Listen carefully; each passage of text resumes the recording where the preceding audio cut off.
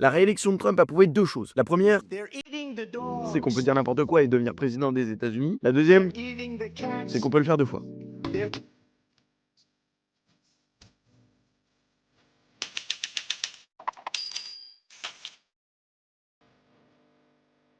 Ça, ce serait dû au fait que notre société est entrée dans l'ère de la post-vérité. On aurait pu dire société qui pue du cul, mais post-vérité, ça sonnait quand même un peu mieux. Apparu pour la première fois dans un article en 1992, la post-vérité, ça veut dire que notre société, elle aurait plus besoin de la vérité pour être convaincue par des discours. Alors le mensonge et la manipulation ont toujours été dans les rapports de domination, mais selon cette théorie, ils n'auraient jamais été aussi répandus.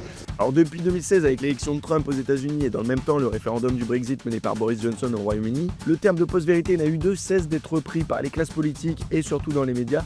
Le terme post-vérité est même désigné comme mot de l'année 2016 par le dictionnaire d'Oxford. Alors pourquoi notre époque favoriserait-elle autant les fake news? D'abord parce qu'elles se propagent 6 fois plus vite que les vraies informations, selon les MIT. Alors beaucoup accusent les réseaux sociaux d'amplifier ce phénomène avec des algorithmes qui nous enferment dans des bulles de filtre et nous montrent uniquement ce qui conforte nos idées. Le cerveau fonctionne en économie cognitive et il fonctionne par heuristique. Une heuristique, ce sont des raccourcis cognitifs. Toujours en faveur d'un certain angle de traitement de l'information dans tel contexte, dans telle situation. Et globalement, la plupart du temps, dans une journée, on est soumis à des raccourcis et des biais cognitifs. Et pour lutter contre le biais, on sait qu'on doit avoir connaissance du biais, de son existence, et de savoir comment elle m'influence, et ensuite, comment je peux y répondre, comment je peux lutter contre ce biais. Alors en Europe aussi, on va assister à cette vague de discours populistes, bien racistes, bien mensongers, qui va venir évidemment de ce front d'extrême droite, et puis petit à petit se diffuser un peu dans toute l'Europe, à commencer par la France, notamment dans la législative de 2024 où on a recensé plus de 51 images générées par l'intelligence artificielle et diffusées par l'extrême droite, qui mettent par exemple en scène des vagues migratoires apocalyptiques pour faire peur aux gens, pour qu'on vote pour eux.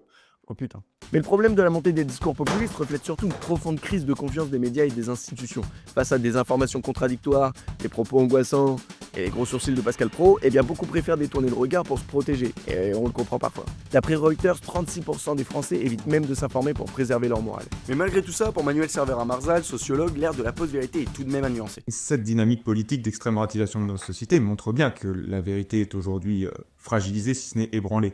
Mais dans le même temps, jamais les jeunes catégories de la population n'ont été aussi éduquées, jamais elles n'ont été aussi informées, jamais elles n'ont été aussi connectées entre elles qu'elles le sont aujourd'hui. Et là, il faut vraiment se défaire de tous ces discours erronés qui agitent que la jeunesse serait dépolitisée, désinformée, etc., etc. La vérité, c'est pas quelque chose qu'on a ou qu'on n'a pas, c'est quelque chose qu'on cherche et qu'on travaille à acquérir. Et aujourd'hui, il y a beaucoup de forces sociales qui cherchent et qui travaillent à acquérir la vérité. Et ça, c'est contradictoire avec ce que je vous disais à l'instant, et ça montre bien qu'on est dans une situation qui est complexe. Alors cette majorité qui cherche la vérité va-t-elle vaincre la vague populiste qui veut faussement laisser penser que tout est déjà perdu? Une chose est sûre, à la question sommes-nous dans une ère de post-vérité, on peut répondre qu'il y a une grande proportion de mensonges et pas forcément plus incrédules.